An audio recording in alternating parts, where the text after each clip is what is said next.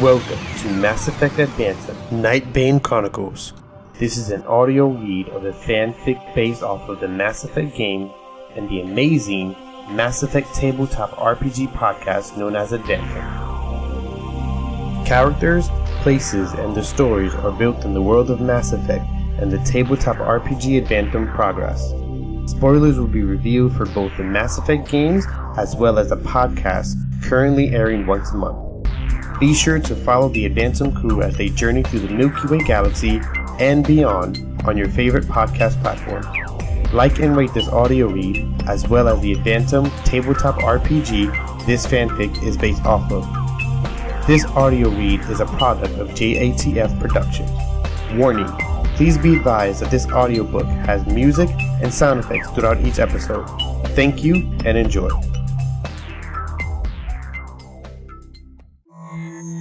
This is Lupius, recalling the time I had to take down a Cerberus agent and his twin brother.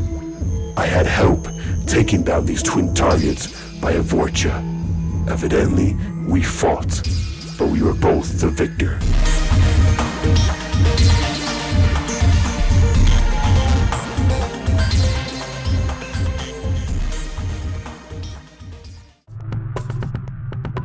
Our plan changed a bit as Viper received a call from a ghost. I helped her track down this person on Sicario Station. We found them in a club called Rusty Bucket. They were trying to pay off a famous Asari to pretend to be the mysterious caller that spoke with Viper. Something went wrong though, as the Asari seemed angry and abandoned this plot. When I stopped the Asari and questioned her, she informed me that the Salarian used her to make the call and wanted her to keep up the act. She told me that someone was eating through her credits and quickly stormed off. I mentally shrugged and continued to head towards my primary mission, as I was told to do. I almost missed the exchange as I rushed into the meeting.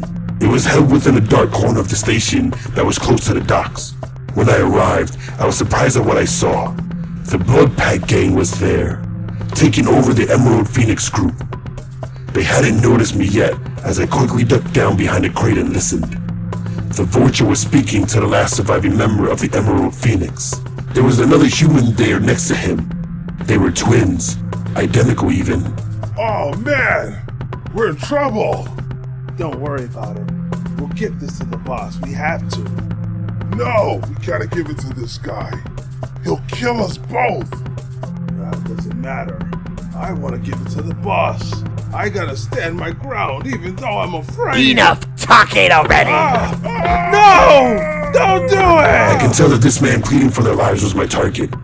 As the Vorcha kicked him around a bit, I saw flashes of the Cerberus symbol on his shirt. He tried to hide it with his coat, but it didn't work. My pride got in the way as I couldn't just let this Vorcha take my kill. Before I can stand up, someone pulled out a pistol behind me and pressed it to my head. Ferric! I found another one! Yeah. The Vorcha behind me shouted to get the other one's attention.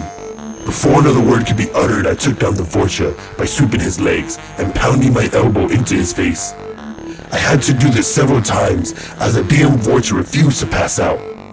After 5 blows to the head, he finally remained silent and still.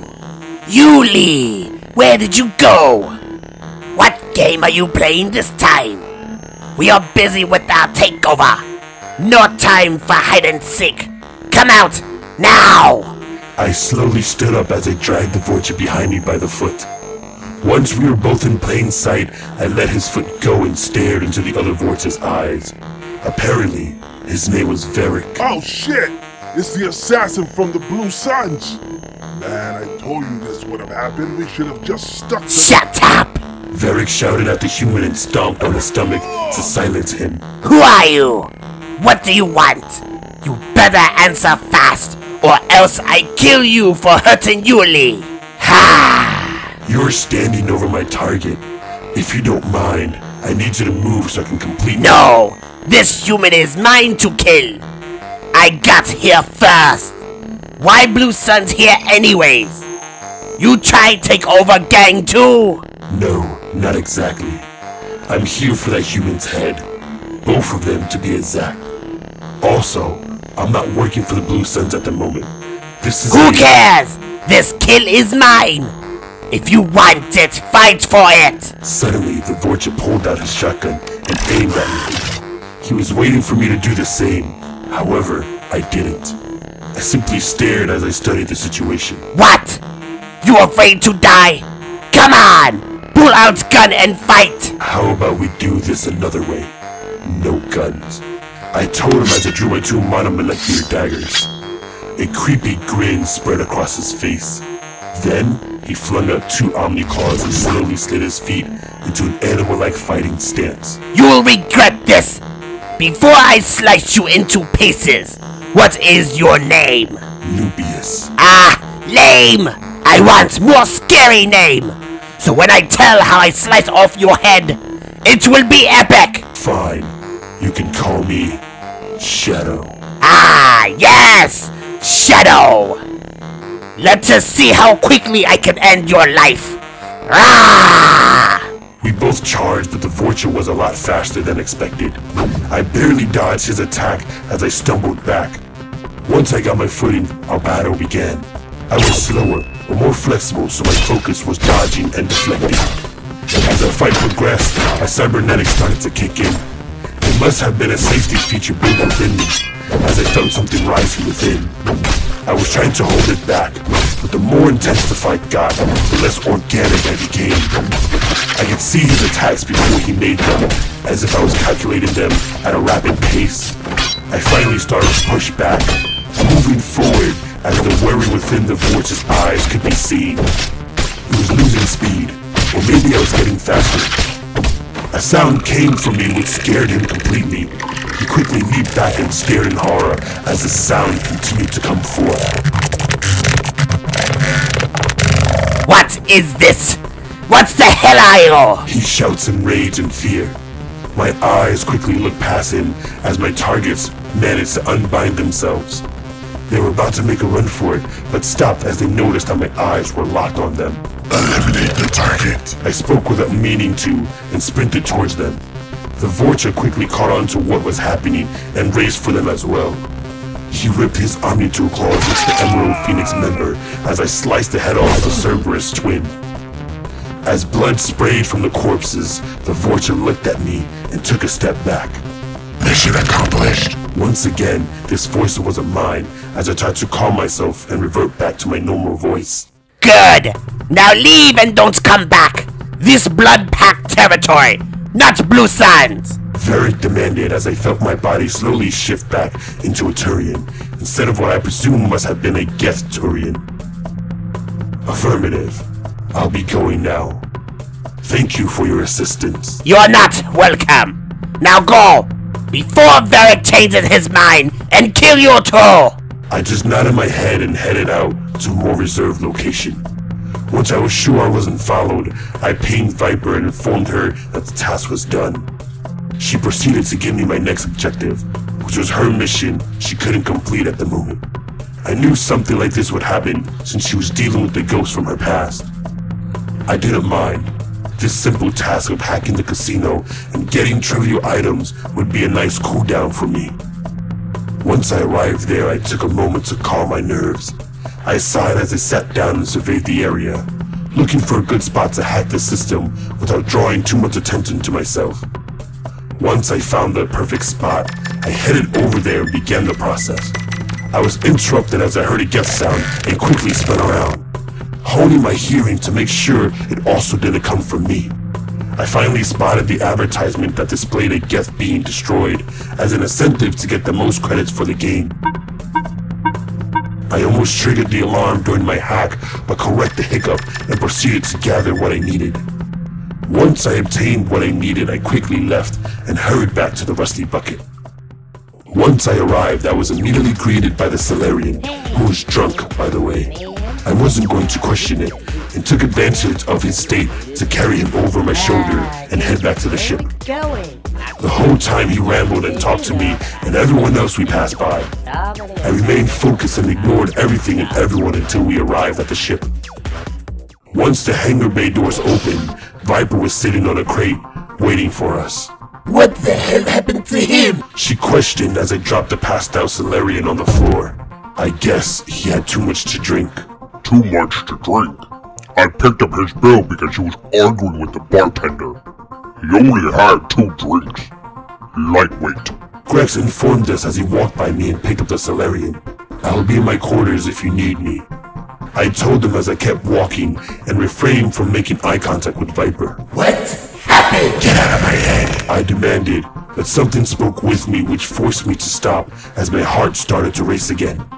I could feel Viper trying to swim around in my mind, but this other entity was preventing her from entering further. She gave up and the tension within my head eased. I sighed and stared at the floor for a moment, waiting for Viper to say something out loud. Are you two doing your kinky thing? I smirked a bit at Grex's comment. Grex, bring Corella to his room. Lupius, did you get the items I requested? Without turning around, I typed on my Omni tool and sent her the schematics and algorithms. I heard her check her Omni tool and waited for a reply. Very good. Thank you. We'll meet in the war room after we pick up Kane. He already alerted me that he was finished with his mission. Lastly, there is something we need to discuss. Kane shared a feed with me, showing the Omega-4 relay being destroyed by Commander Shepard.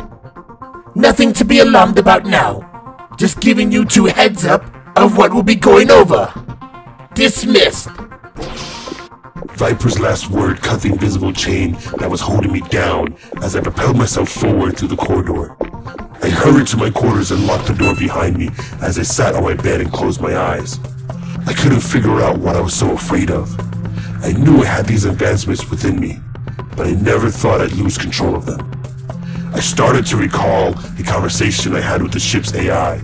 She mentioned the heretics and being controlled by the Reapers. I wondered if that was the case here.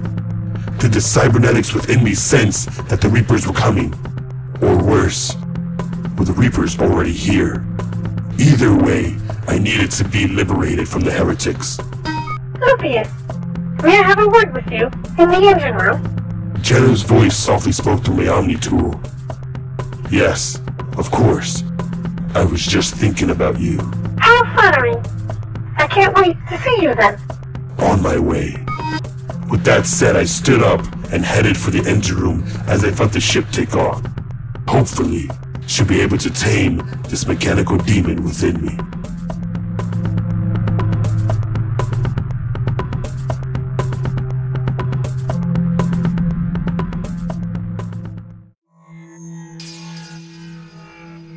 Bane Chronicles character trivia time.